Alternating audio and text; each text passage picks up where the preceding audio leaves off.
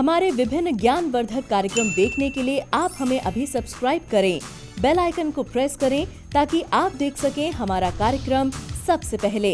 और अधिक जानकारी के लिए फेसबुक पेज को लाइक करना न भूलें। जय माँ इंद्राक्षी।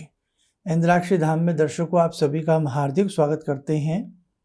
आइए आज तृतीय नवरात्र में माँ जगदम्बा की कृपा समस्त साधकगण प्राप्त करें। आज तृतीय नवरात्र के हिसाब से हमें किस प्रकार का भगवती को भोग लगाना चाहिए और हमें कौन सा पाठ करना चाहिए। हालांकि चतुर्थी तिथि इस बार क्षय है, इसलिए चतुर्थी में जो भोग लगता है या जो चतुर्थी का पाठ होता है वो भी हम आज के दिन ही करेंगे। तो वो सारी चीज़ें हम इसमें आपको बताएंगे। और दूसरा, आज हम आपको एक चीज़ और समझाने वाले हैं कि नवरात्रों में कई बार हमसे छोटी छोटी भूलें हो जाती हैं, उनसे हम बहुत ज़्यादा घबरा जाते हैं।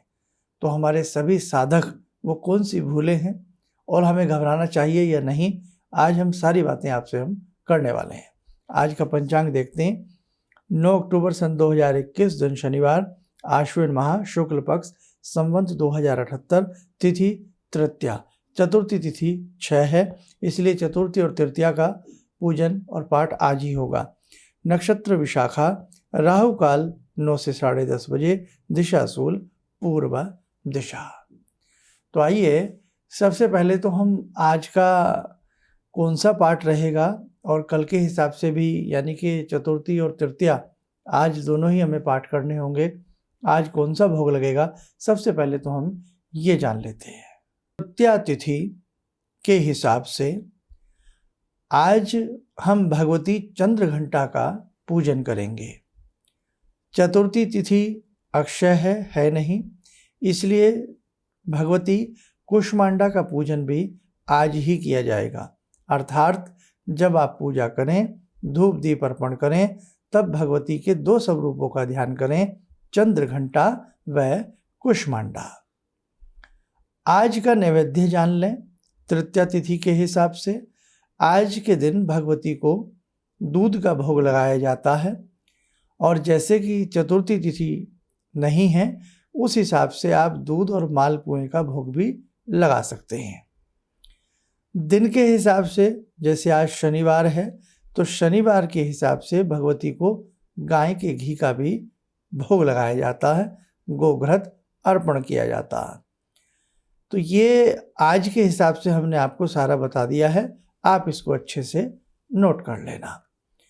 भगवती चंद्र घंटा आप सभी की मनोकामनाओं को पूर्ण करे, ऐसा भगवती से प्रार्थना करते हुए आइए अब आगे की चर्चा हम आपसे प्रारंभ करते हैं। इसी के साथ साथ एक चीज़ आपको हम और बताएं, जैसे आज तीसरा नवरात्र है, तो कल और चतुर्थी तिथि हमने बता दिया है कि हाथ से चतुर्थी तिथि का क्षय हो गया है, इसलिए कल जो तिथि रहेगी वो ध्यान रखें हमारे सभी दर्शक, रविवार में कल पंचमी तिथि रहेगी और हमें पंचमी की तिथि के हिसाब से ही पाठ करना है। उसके लिए आप हमारा नवरात्र विशेषांक देख लें, नहीं तो कल सुबह हम आपको पुनः फिर बताएंगे। अब देखो, अनेकों साधकों में कई बार डर बैठ जाता है। जैसे आपने घर में अखंड ज्योत जलाई है, कई बार आपकी ज्योत बुझ जाती है, या आप कलश में कुछ डालना भूल जाते हैं, तो आपको कतई भी घबराने की आवश्यकता नहीं है। वो माँ हैं, वो कभी नाराज नहीं होती हैं। हमें मालूम है, बहुत लोगों ने हमारा कार्यक्रम देख करके पूजन किया है, बहुत लोगों ने पुस्तकों से किया है, बहुत लोगों ने अपने अपने हिसाब से किया है, लेकिन कई बार हम कर्म व्यवस्था भूल जाते हैं कि हम तो भाई ये फूल चढ़ाना भूल गए, हम तो चावल कलश में डालना भूल गए, हम तो आम के पत्ते रखना भूल गए। तो किसी प्रकार से बस आप भगवती से क्षमा मांगें, बाकी किसी भी तरह की कोई डर की आवश्यकता नहीं है। अक्सर लोगों में एक डर और बैठ जाता है कि मेरा कलश का पानी निकल गया। तो देखो, मिट्टी का अगर आपने कलश रखा है तो कई बार मिट्टी का कलश बिना जांचे परखे हम रख लेते हैं, उसमें कहीं ना कहीं छोटा मोटा छेद होता है, तो आप कलश फिर बदल दें, भगवती से क्षमा प्रार्थना करके नए कलश की स्थापना कर सकते हैं। बहुत लोग, मैंने तो कल कलश स्थापन नहीं किया तो अब क्या करूं, तो आप कर सकते हैं। हालांकि देखो, जो तरीका है, कायदा है, वो तो प्रथम दिन का ही रहता है, लेकिन आप जब जागो तब सवेरा। माँ है भाई, वही वाली बात है। अब आगे और बढ़ते हैं। बहुत लोग डर जाते हैं कि मैंने जो जोत लगाई थी, अखंड जोत लगाई थी, वो तो मेरी शांत हो गई, बुझ गई, तो कहीं भगवती कुपित तो नहीं, भगवती नाराज़ तो नहीं। और मैंने कहा था इस नवरात्र में भगवती को ये भोग लगाऊंगा, मैं भगवती को ऐसा ये चीज़ चढ़ाऊंगा, मैं भगवती के नाम पर ये करूंगा या करूंगी, और मैं नहीं कर पाया, तो क्या मेरी माँ मुझसे नाराज़ हो जाएंगी? कदापि नहीं। संतान से माँ कभी नाराज़ नहीं होती। हमेशा अपनी संतान को माँ बलाएं देती है, हमेशा अपनी संतान की नज़र उतारती है, हमेशा अपनी संतान के लिए वो भगवान से शुभकामनाएं मांगती रहती है, बलैया लेती रहती है, शुभकामनाएं मांगती रहती है। इसलिए मेरे साधकों, मेरी बच्चियों, कदापि आपको इस प्रकार से मत घबराना कि भगवती आपसे नाराज़ हो जाएगी। नाराज़ तो आज भगवान से हम हो जाते हैं। कैसे? हमारा काम नहीं बना, हम भगवान से नाराज़ हो जाते हैं। हमारा बच्चा पास नहीं हुआ, हमारा नया मकान नहीं बना, हमारा इस बार सैलरी नहीं बढ़ी, हमारा इस बार ये काम जो कागज़ अटके हुए थे वो नहीं बने, या हमारा पैसा कहीं से आना था वो नहीं आया। हमारे छोटे छोटे काम जब रुक जाते हैं या हमारा कोई भी काम नहीं बन पाता है, तो हम अपनी भक्ति को और भगवान को कई बार आरोपित कर देते हैं। ऐसे बहुत लोग हैं। इसलिए ध्यान रखना, भगवान से आज के समय में हम नाराज़ हो जाते हैं, साधक नाराज़ हो जाता है, लेकिन भगवान नाराज़ नहीं होते। हो सकता है हमारी साधना में कमी हो सकता है हम उस लेवल तक भगवती की साधना के अभी ना पहुंच पाए हो, है ना। तो बहुत सारी बातें। एक पाखंड और है, हर व्यक्ति बालों को झटका करके, हिला करके कह देता है कि हमारे अंदर भगवती आ गई, हमारे अंदर भगवती आ गई। कई बार परिवार के लोग भी किसी को इस प्रकार से झूमता हुआ देख करके डर जाते हैं कि अरे इनमें तो भगवती आ गई, इनमें तो ये आ गया। देखो, ध्यान रखना, वो भगवती हैं। जब भगवती कोपित हुई, असुरों का मर्दन किया, असुरों का संहार किया, उनके कोप को रोकने के लिए भगवान शिव को लेटना पड़ा। भगवान शिव को, आदिदेव को, यशोदा मैया ने जब कान्हा से कहा कि तुम मिट्टी खा रहे हो, जैसे मुंह खोला पूरा ब्रह्मांड नजर आ गया, चकरा गई। युद्ध के मैदान में जब अर्जुन को भगवान कृष्ण ने, योगीराज महाराज ने सूक्ष्म स्वरूप का ही दर्शन कराया, चकरा गए।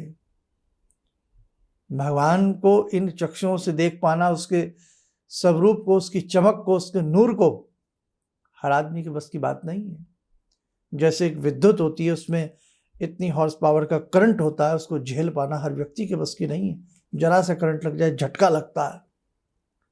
तो भगवान का जो स्वरूप है वो बहुत विशाल है।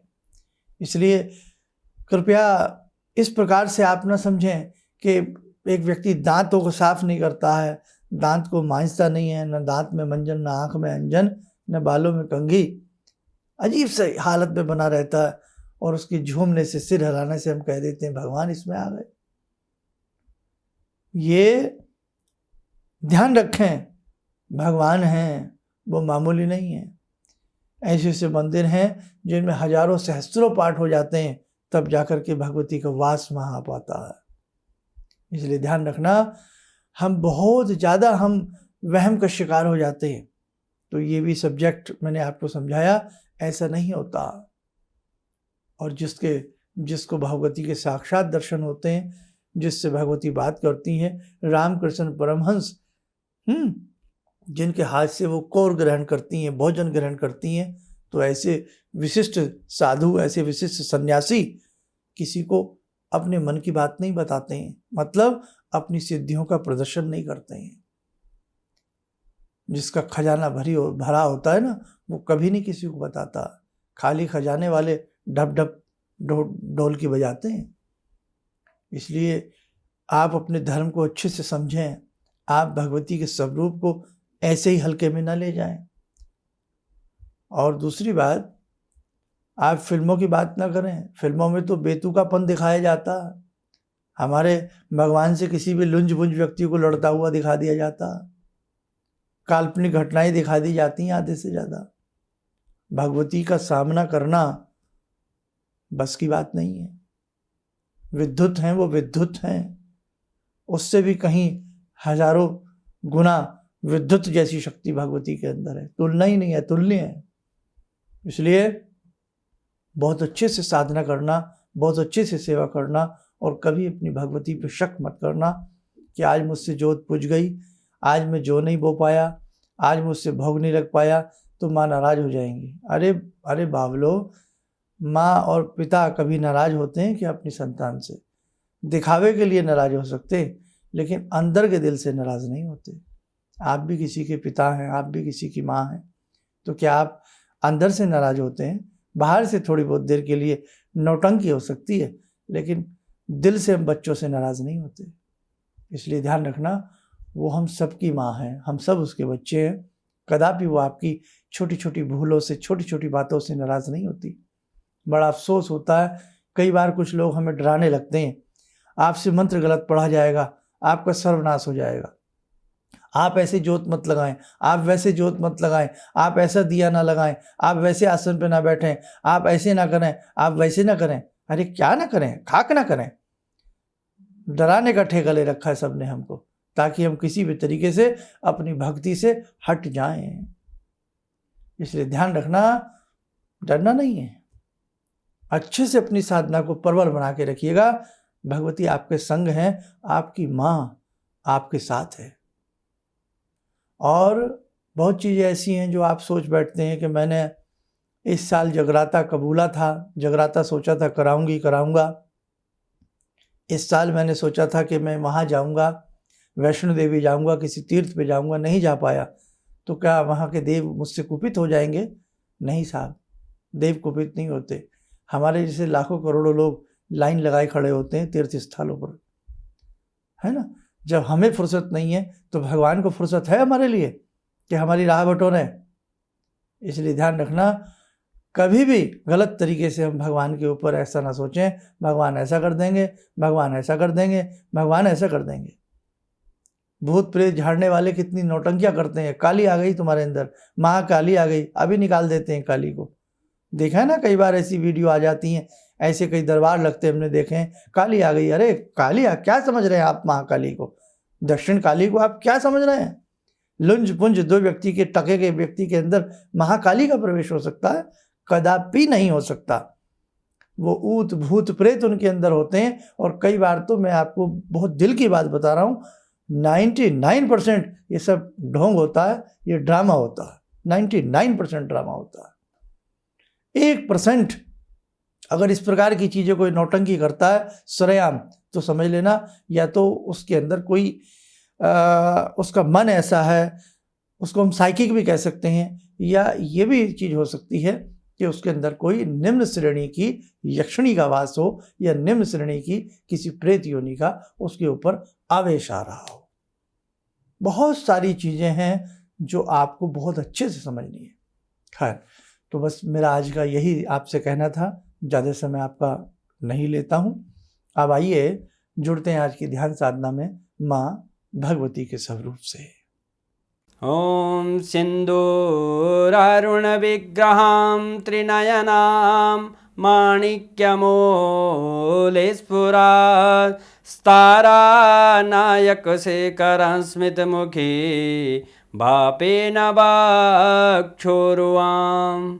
पाणिभ्यामलपूर्णरत्नचषकां रत्नोत्परां बिभ्रति सौम्यां रत्नगटस्थरक्तचरणां ध्यायेत्पराम् अम्बिकां खड्गं चक्रगदेषु चापपरिगान् शूलम्बुशुण्डिं शिरा शङ्खं संदधतीं करे स्त्रीनयनां सर्वाङ्गभूषावृतां नीलासमद्युतिमास्य पाददशकां सेवे महाकालिकां यामास्तो स्वपितैः हरो कमलजो हन्तुं मधुं कैटवम् विद्युद्दामसमप्रभां मृगपते स्कन्दस्थितां भीषणां कन्यां विहकरवालखेटविलसा धस्ताविरासेवितां हस्तैश्चक्रगदाशिखेटविशिखां चापं गुणं तर्जनीं विप्राणामलिलात्मिकां शशिधरां दुर्गां त्रिनेत्रां भजे। कवच बना लें, ध्यान करें, भगवती का शुभ आशीष हम सबके ऊपर बरस रहा है।